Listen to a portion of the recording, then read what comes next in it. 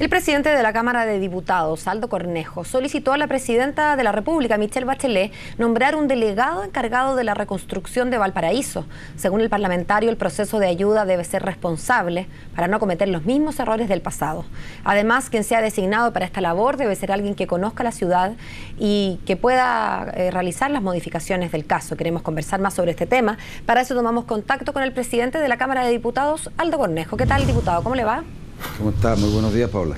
Diputado, al final la sensación con que nos quedamos, sobre todo viendo este informe que trae nuestro medio asociado La Tercera, que daba cuenta precisamente de informes de universidades, de bomberos, en fin, que daban cuenta del riesgo inminente de que esto se produjera, es que el conocimiento está y lo que falta es la voluntad, quizá política, de finalmente limpiar algunos cerros. Sabemos que son personas que se encuentran allí, no es una decisión muy popular. Obviamente barrer con las poblaciones que se encuentran ahí, son chilenos, no, está de más decirlo, pero pareciera que eso es lo que ha faltado. ¿Ha faltado voluntad a su mejor entender, diputado?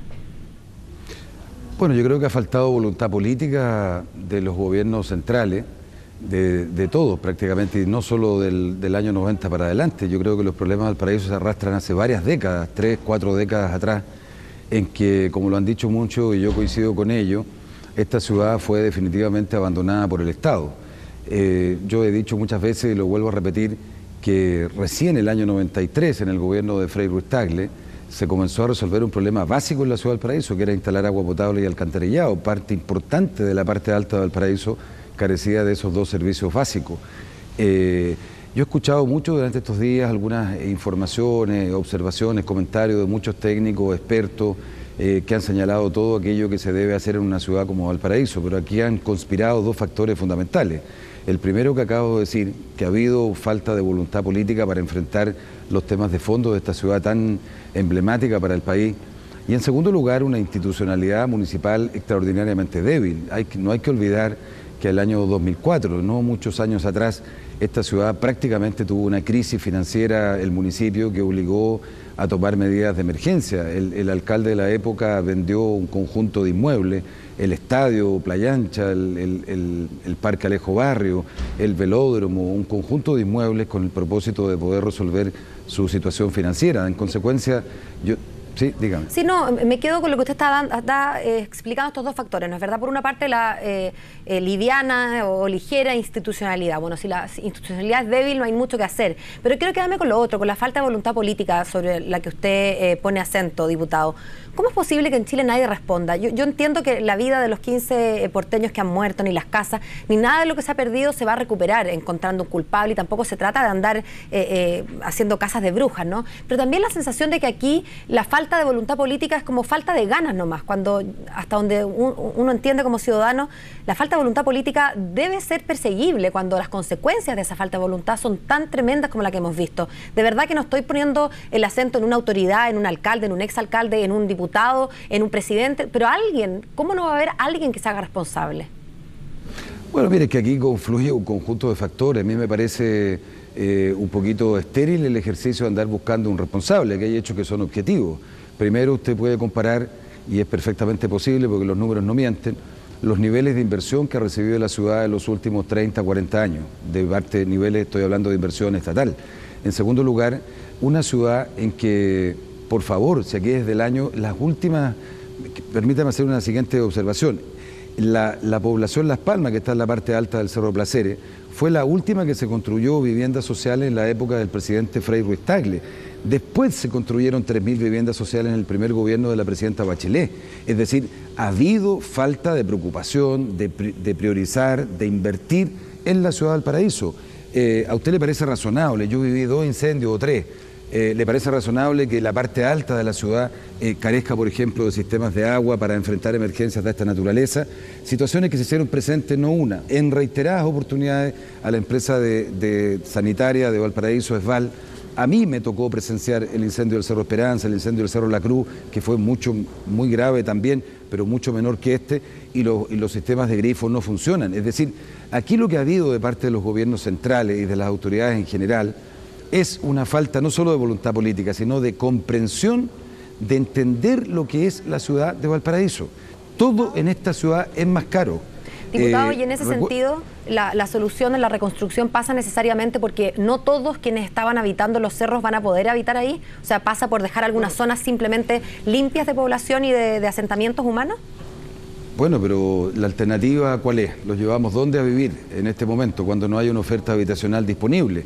Ahora, que eso que usted señala se va a tener que hacer en el proceso de reconstrucción, evidentemente que se va a tener que hacer, porque aquí lo que ha faltado también es comprensión no solo del gobierno central, sino también de la población que se instala, porque no tiene vivienda, se instala en laderas de cerro, en lugares de alto riesgo, y no ha habido, excepto, le insisto, en los últimos años en el gobierno de la presidenta Bachelet, que se construyeron 3.000 o algo más de viviendas sociales.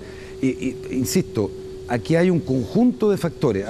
Yo he escuchado con atención a algunos expertos y comentaristas que opinan desde el escritorio.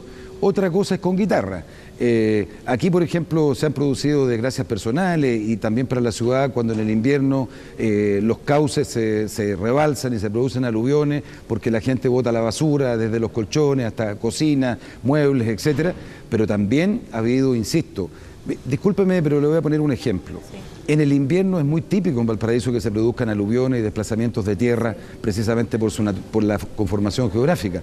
Yo he planteado hace 20 años, cuando era, no me acuerdo quién era ya ministro de Vivienda, la necesidad, por ejemplo, que los cerros de Valparaíso tuvieran un subsidio de muros de contención para poder contener estos terrenos que son altamente riesgosos. El subsidio habitacional de Valparaíso y el de Valparaíso es una ciudad donde se construyen los cerros y por tanto los presupuestos no dan para construir viviendas seguras, para hacer obras complementarias, obras de conectividad. Es decir, yo vuelvo a reiterar, desgraciadamente se ha producido una gran tragedia, pero es una oportunidad para que el gobierno pueda entender que esta ciudad requiere de un tratamiento distinto a las ciudades del resto del país. Es distinta.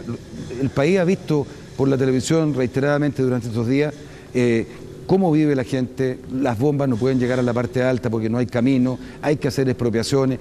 En suma, se requieren dos cosas: voluntad política, de abordar de verdad los problemas de Valparaíso, y recursos financieros para poder enfrentar la reconstrucción y que esta reconstrucción signifique superar definitivamente los factores de riesgo que provocaron, entre otras cosas, no solo esta desgracia, sino muchas desgracias anteriores. Entonces, insisto, por esa razón que yo le pedí ayer a la Presidenta de la República que aquí se designe una persona que se haga cargo de la reconstrucción, con facultades de verdad para poder interlocutar, tomar decisiones, hablar con los ministros y tomar medidas de fondo para que esta situación, Dios quiera, no se vuelva a repetir por otra vez. Es de esperar entonces, diputado, que en tanto oportunidad, digamos, esta tragedia sea aprovechada para hacer las cosas bien de una vez en Valparaíso. Quiero invitarlos, sí, a cambiar de tema para que hablemos de la reforma que se va a votar hoy día en general a propósito de los tributos, ¿le parece?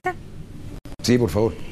¿Por qué no le ha gustado a la democracia cristiana, a usted en particular, estas que consideran facultades discrecionales? Se lo pregunto porque sabemos que buena parte de la reforma tiene que ver con bajar la elusión y la evasión. Y sabemos que por esa vía se podría recolectar bastante dinero si es que todos los chilenos pagáramos lo que nos corresponde. ¿Por qué entonces no le gusta que fiscalicen con más instrumentos las autoridades de impuestos internos? A ver, mire, la evasión tributaria constituye un ilícito y en consecuencia hay que combatirla con todo el peso de la ley. La elusión, hoy día, en el actual sistema normativo tributario, la elusión no es ilegal. La elusión significa buscar alguna debilidad, algún agujero que la legislación tiene para pagar menos impuestos. Ahora, creo que el desafío de esta reforma tributaria es doble. Primero, naturalmente recaudar más recursos, yo en eso estoy de acuerdo y la democracia cristiana apoya sin reserva este propósito de recaudar mayores recursos para la reforma de educación y otras reformas de carácter social. Pero este propósito de recaudar más recursos tiene que tener un cierto equilibrio con la seguridad jurídica de los contribuyentes. ¿A qué voy? A que tiene que haber muchas facultades para el servicio, pero tiene que haber un contrapeso jurídico que proteja particularmente al contribuyente que cumpla fielmente sus obligaciones. Le voy a poner un ejemplo que venía en la reforma. ¿A usted le parece razonable de que el Servicio de Impuestos Internos tenga la posibilidad de averiguar, intervenir los movimientos de su tarjeta de crédito, ya sea nacional o internacional? Yo entiendo el propósito del Servicio de Impuestos Internos, que a lo mejor comparar aquellas transacciones que usted y yo hacemos con nuestra tarjeta de crédito y compararla probablemente con la renta que usted tiene y con la que obtengo yo. Claro. Pero yo estoy de acuerdo con ese principio, pero a mí me parece de que una medida de esa naturaleza tiene que tener un contrapeso jurídico y podría ser, por ejemplo, que para poder llevar adelante o ejercer esa facultad debamos tener una autorización judicial que permita averiguar sus transacciones. No me parece adecuado de que se use en materia de fiscalización términos tan genéricos que mañana puedan ser precisados por la vía de interpretación de carácter administrativo. O no me parece que el Servicio de Impuestos Internos pueda tener facultades, que es un servicio administrativo de la Administración del Estado, facultades que son normalmente jurisdiccionales, como calificar, por ejemplo... ¿Usted queda con la sensación entonces de lo que pretendía la reforma en su original era darle ciertas facultades jurisdiccionales, sacándoselas a los jueces de garantía, digamos, y poniéndolas en manos de funcionarios, como usted dice, meramente administrativos? Así es, la recaudación, cuyo propósito tiene la reforma tributaria, naturalmente que la comparto, pero esa recaudación tiene que estar acompañada de la protección jurídica de los contribuyentes, y la protección jurídica de los contribuyentes la otorgan los órganos competentes, que son los tribunales de justicia y no la administración del Estado. Ahora, yo me alegro, entiendo que el ministro de Hacienda hoy día va a presentar indicaciones en esta dirección a objeto de perfeccionar estas facultades que se le otorgan al Servicio de Impuestos Internos. Nosotros no estamos en contra de la evasión y de la elusión, por favor. Lo que queremos es que haya un equilibrio entre la posibilidad de recaudar más dinero, no solo mediante el alza, sino evitando la evasión y la elusión, pero que haya también certeza y seguridad jurídica de los contribuyentes en nuestro país.